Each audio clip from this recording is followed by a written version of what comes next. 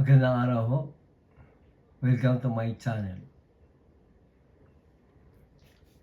From the book True Life in God, Volume 1, ito ho.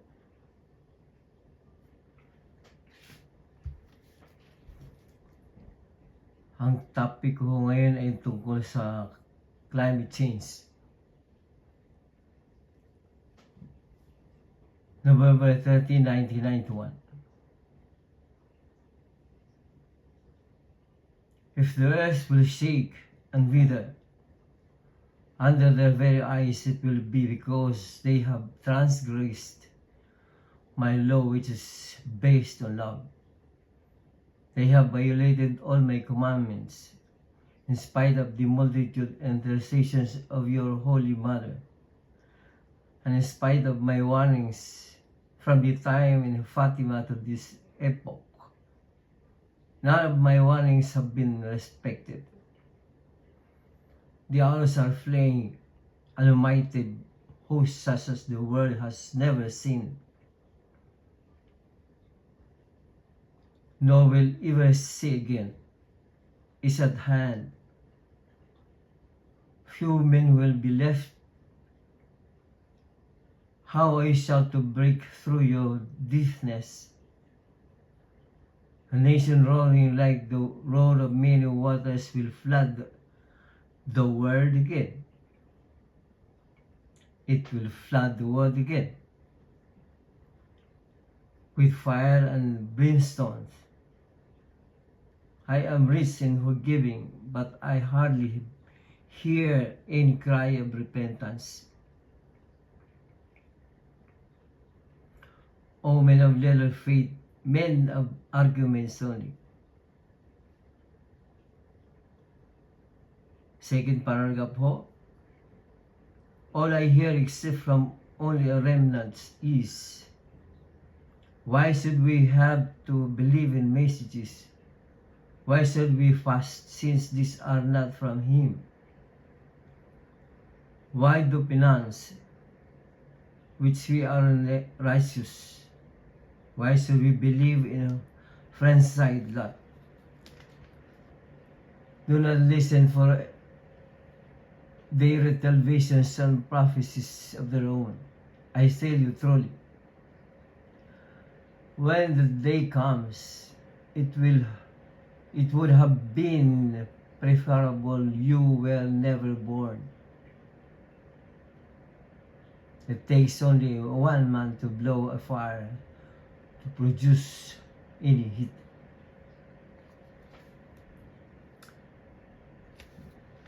Mga Katoliko, mga kababayan, mga kaibigan, napapanood ho na itong paksang ito ay pinili ko November 30, 1994 dahil ho sa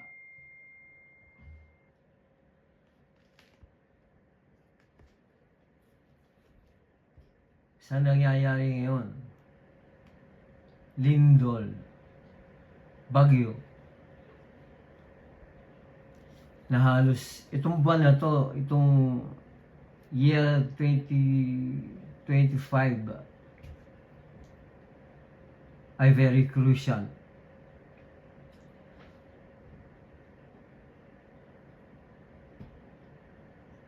Dahil nakasulat dito, if the earth will shake and wither under the very eyes, it will be because they have transgressed my law, which is based on love.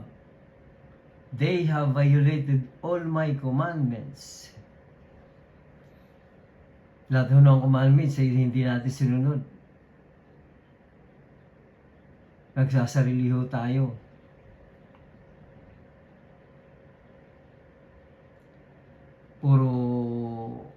Puro ho kamundahan ang nangyayari ngayon, ang ginagawa ng tao. Kaya ho itong topic na to ay inunok ko na ho. Pangatlo na ho ito eh. Dito ho sa True Life in God. Nasa volume 1 ho ko ngayon. Yung dalawa kong inuuna ay nasa volume 2. Napapanood din ho yun. Ang tanong ko ho,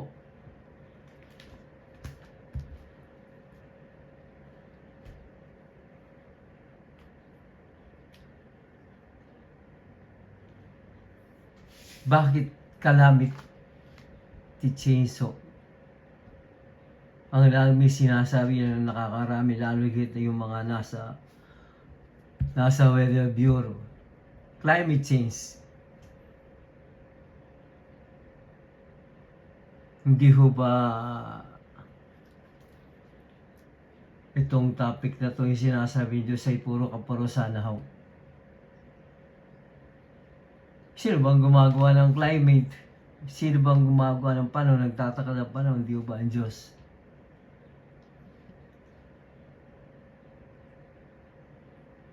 Lagi ho ba sasabihin climate change? Pag may bagyo, pag may lindol?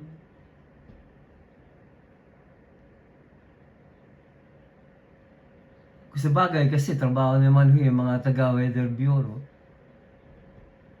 Yun sasabihin nyo. Kaysa wala naman kayong gagawin, kung siya wala naman yung sasabihin, paano ito nakasulat dito? Ito ay puro katotohanan no ito sapagkat ito ay true life in God.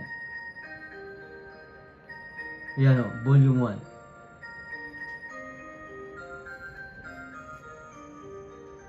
If the earth will shake and wither under their very eyes, it will be because they have transgressed my law, which is based on love.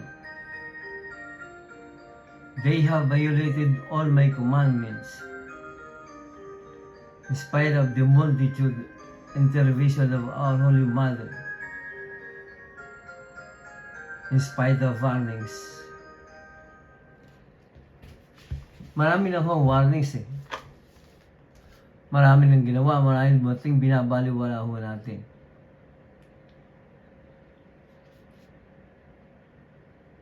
At sana ho, itong ginagawa ko ay maisip ninyo tumimo sa inyong puso.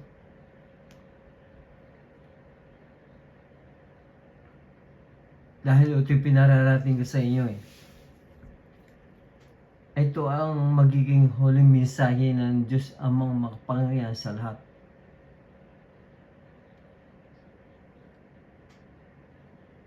Hindi nyo na kayang hindi nyo na kayang tiisin pa nangyayari sapagkat lubhang lumalabag na tayo sa kanyang mga kautusan, sa kanyang mga batas na puro kamunduhan na lang ho.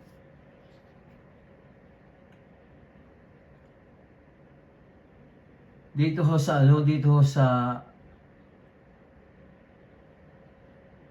paragraph number 3, number 4. Basahin ko ha.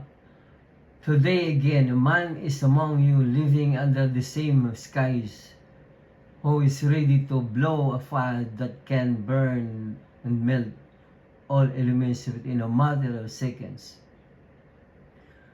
The earth like a garment will wear out. I have warned you, but you paid no heed. Binaliwalaan daw natin. My suffering is great, but how else am I to expel the merchants from within my church? Mga negosyante ho ito eh.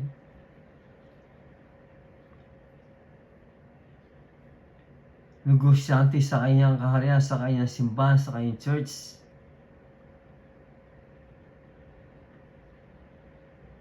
Nang iba ho, mas ginapare ay umalis, nag-apostasy.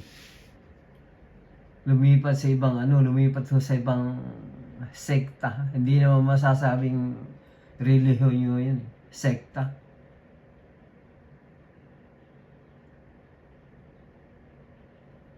Galit na ho ito eh. How am I to throw out the vipers from their nest inside my sanctuary, if I am not to come with flame and blazing fire? traders, merchants, the lot will be extirpated, and this could be done only by fire. Parang ano ito parang nangyari doon sa Sodom and Gomorrah. Hindi ko po natatalakay, pero darating tayo doon to sa Sodom and Gomorrah.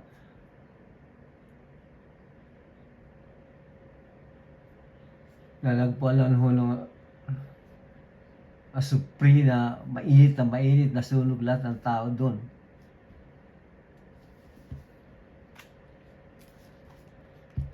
Mauulit naman ho siguro ito Mauulit kaya. Pero nakasulat dito Traders, merchants, the lot will be extirpated, and this could be done only by fire. Yun naman ang kanya sa data, fire. Kidlat tubig. Pero yung pangako ni Hobbes na na hindi na mauulit yung baha, nangyari doon kay Noah, nung panahon ni Amang Noah, napatay lahat ng mga tao doon Dahil binaha, naligtas na yung isang pamilya niya, sila lang pamilya ni Amang Noah.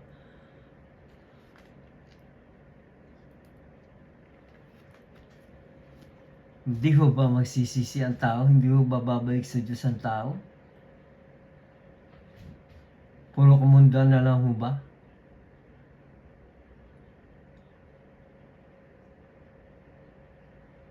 Ito ho mga salita to, hindi ho galing sa akin. Galing ho dito sa libro to, True Life in God. At baka ho kayo magagalit sa akin. Dapat ho, magpasalamat kayo dahil pinaaabot ko sa inyo to sa inyong kalaman. Ang lahat ng mga nakasulat dito.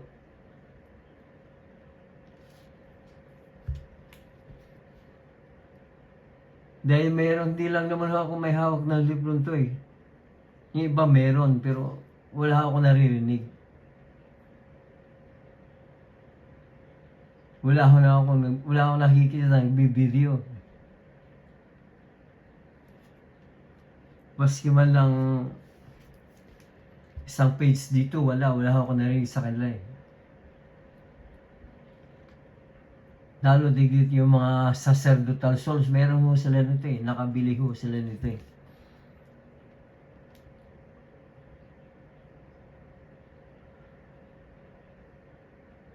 Kung dadating ho ito, dumating na nga dahil lindol, bagyo, baha.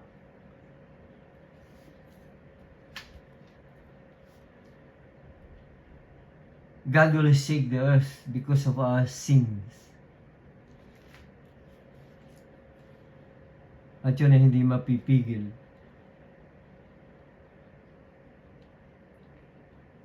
Ito hong page to, kasi puro page ang binabanggit ko, hindi naman page Kasi yung itong page to, yun ang doon isinulat yung araw na yun, doon isinulat yung mensahin to. Close up ko na lang sa inyo para mabasa nyo rin kung ano talaga ang nakasulat dito. Baka sabihin nyo man, gumagawa lang ako ng sarili kong salita. Hindi ho. Ito ay close up ko na lang sa inyo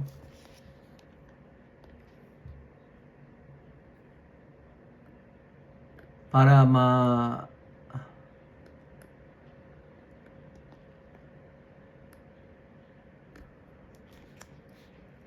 maliwanag ho.